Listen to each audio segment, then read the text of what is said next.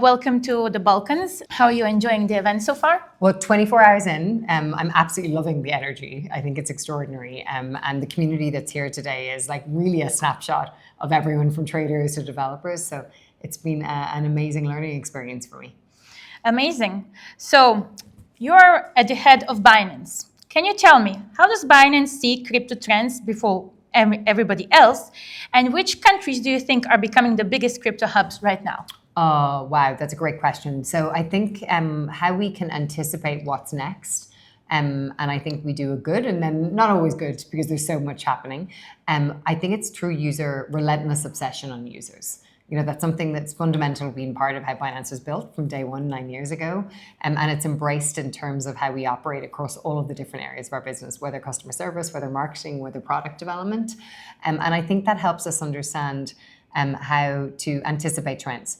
Whether we act on those trends or not is evaluated through a few different lenses. One is really through utility. Like, what problem does this solve? You know, if we are to develop a product, a service, or beyond, and how will it improve our users' life? That's number one. Will we be able to scale it? And I think that's important because we're obviously operating in an industry where there's vastly different regulation, very different user bases. Will we be able to scale it, or is it something that's just relevant for one market? And then the third one really is around longevity. Is it a product, a service, an interface that is going to have longevity, which means we'll invest a lot of resources.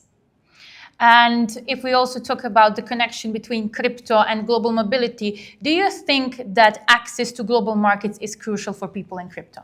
I think I think the ETF approvals back in November 2024 are indicative of that.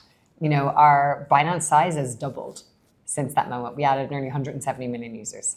And, that was not just interesting because it was, indirect competitor coming into the market and a new access point. It was because it was access to the largest capital market in the world.